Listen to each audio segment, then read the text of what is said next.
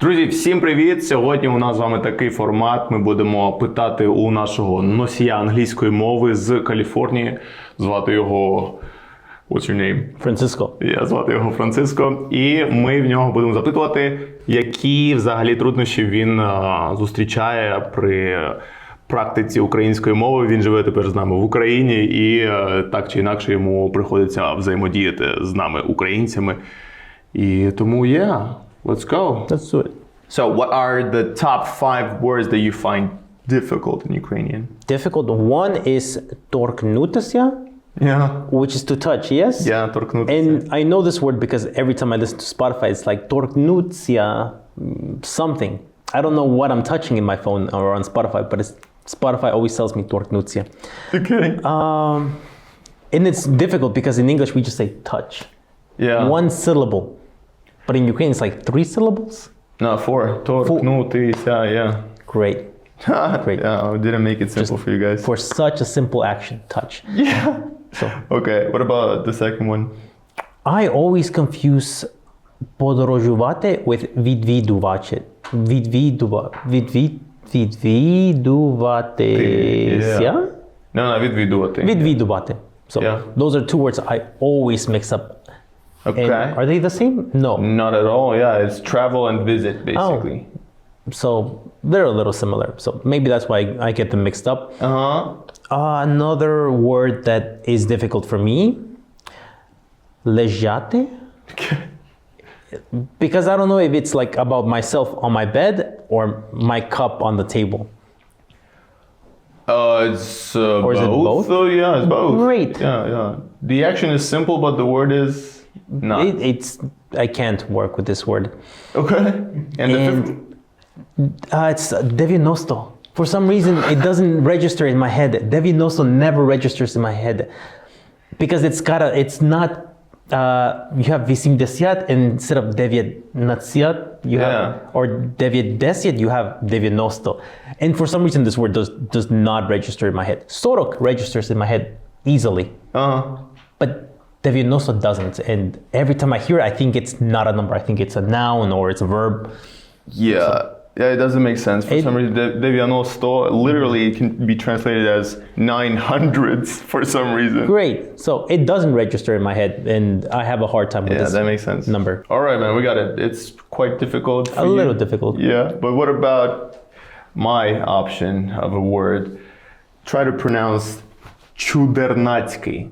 Чудернацький? Yeah, is it difficult for you? No, because it's got simple sounds. Yeah. For me, the sound that is not simple is h or sh. Yeah. Those are much more difficult for me. Why is h difficult for you? Because I heard that I can't make the difference between h and h. Okay. Yeah. What about some of the grammar rules in Ukrainian that you find difficult? In Ukraine, I don't find the grammar rules very difficult. What is difficult for me is how many options you have to conjugate a noun. Yeah. You have, I think, 6 ways to conjugate a noun. Yeah. And it's just too many options. If you only had 2 or 3, I could work with that. But when you have 6 or 7, I think Ukrainian has 7 cases. When you have 7, it's very, very difficult to remember everything. And not just 7 cases, but you have feminine, masculine, and neuter.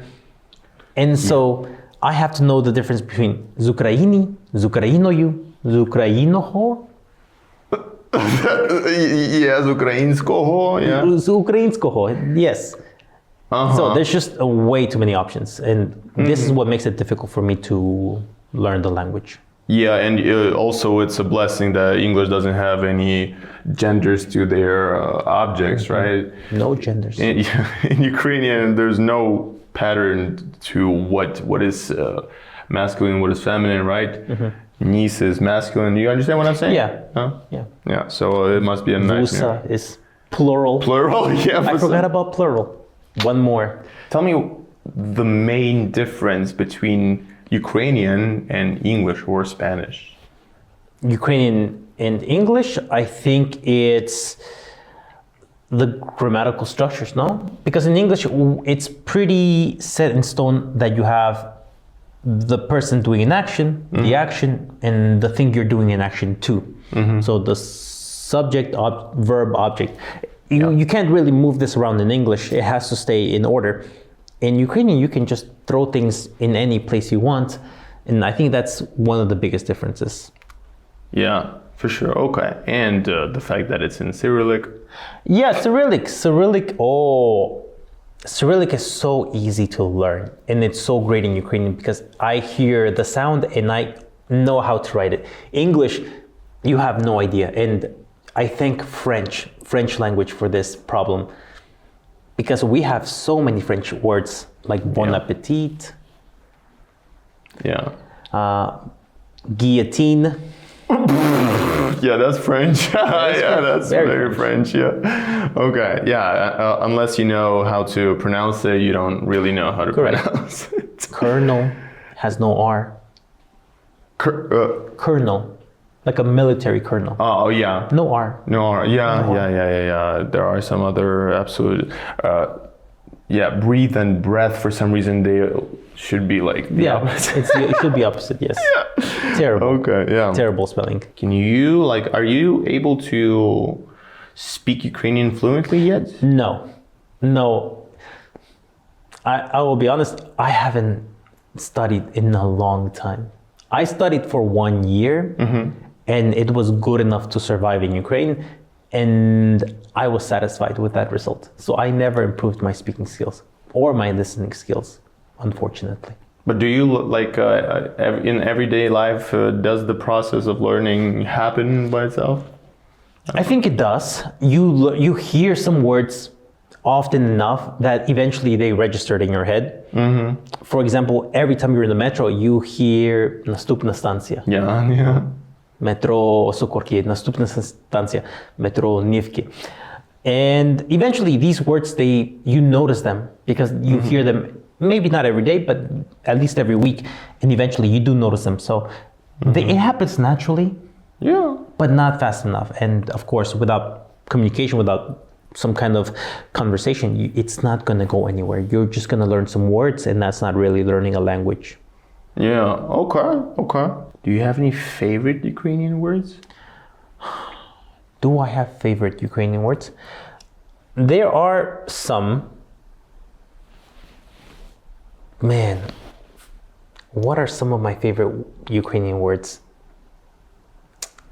I really like doshch for some reason. Okay. It just sounds really, really good. I think it fits the feeling of rain very well. Doshch, maybe I do like, I like the word можливо. Можливо, it's my favorite word. I love можливо very, very much.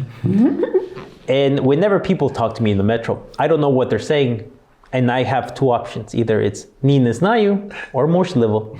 So that is everything I will say to you if you talk to me in public. Ні не знаю. Or дощ. Дощ. Можливо, буде дощ. Oh, yeah, okay. Any other favorite words? No. Only дощ and можливо. Дощ, можливо. Не знаю. Можливо, дощ. What are some of the English phrases or words that Ukrainians use not in the correct way too often? The one that I always hear is shout. In English, we say shout at somebody. Yeah.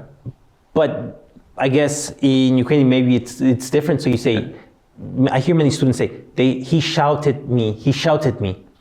Not shout on me? Or this too, but they never say shout at me. They say shouted on me or shouted me. He shouted me or he shouted on me. Yeah. They never say shouted at me. So that's one of the biggest mistakes that I hear. Okay. Nothing about consequence, like the word, they pronounce it as consequence a lot? Yes, of course. They make some pronunciation mistakes. The word hotel, that's the big one. Hotel. Always. Even from the very advanced students, hotel. Yeah, and they always use the point that, a song, welcome to the hotel. Yeah, they put the emphasis on the first sound. What are you talking about? I'm like, it's a song. Actually, yeah, it's just a song. Any emphasis on any word, anywhere. Yeah. Hotel. Consequence, circumstances. You heard anybody say that? I've heard this where they use is it short I? Or long I, E. I think it's, I don't know what you're talking But about. they don't use, you know, short O and long O. Yeah, Like cow and shut. shut. Yeah, okay. But yeah, here is just straight nonsense. Like They try, circumstance. Yeah. but at least I understand. What really, really bothers me is when an English word sounds very similar to a Ukrainian word, and I try to explain it, and sometimes they look at me like they've never heard this word, like the word hygiene, and I tell them, oh, hygiene, when you wash your eyes, you brush your teeth, you use deodorant. And I'm like, guys, hygiene, like listen to me, hygiene. And they look at me for 2 minutes, and then I have to say, it's hygiene. Because it starts with hi, like he, hi. I'm like, guys, you brush your teeth, you wash your face, you brush your teeth. So. Yeah, well, the way it's written is very similar, right? It's but similar. the pronunciation is completely different. I think it's a little similar, at least the first part, the first syllable. Hi and he. He. Yeah. He. Yeah, okay. And hotel, also cucumber, this. I hear that as a joke, like sarcastic joke. They're not being serious when they say cucumber. Cucumber, yeah. And I also say cucumber because it sounds funny. Yeah, the absence of articles, does that like... It bothers me the most because at least I tell the students, at least throw a random article. It doesn't matter if it doesn't belong there. Just throw an article in there. Just hope. You have a 50-50 chance that it's the right article. Just throw a or the. Just do it. You have a 50-50 chance to get it right. Yeah, and if they do use it, they use it with the plural now. Take a pills. Yeah, take a pills, and I'm like, oh my God. I'm like, with plural, don't do it. But with singular, throw it in there. Just, hope for the best. 50-50 shot that you get it right. Could you explain when does one have to use the article or the, just very shortly? I always, for me, honestly, I don't know how to explain it very well, except my best guess is, imagine it's for like any. I'm going to for example, I'm going to a restaurant. Could be any restaurant. And I tell students, if it's any restaurant, just say But if it's a specific restaurant, a restaurant that you both know, say the. But if it's, imagine that means any. I saw a dog. Whose dog? I don't know. I saw any dog, but I saw a dog. Yeah. But if you saw the dog, just assume that you both know what dog we're talking about. Yeah. So that's the best way I can explain it. Exactly. Okay, nice. All right. Thank you, Francisco. That was very interesting to find out how hard our language is, how terrifying it must be to interact with it. The most. Yeah, okay. Отже, друзі, дякую за перегляд. Ось такі у нас виклики зустрічає Франциско в нашій країні з нашою мовою, тому я вважаю, що як в якості підтримки можна і лайк вліпіть прямо зараз, підписатися, коментар залишити, і що ви вважаєте в англійській складним, щоб Франциско знав, що не тільки він з викликами зустрічається. Ну і все, зустрінемося в наступному відео. Goodbye. Дякую.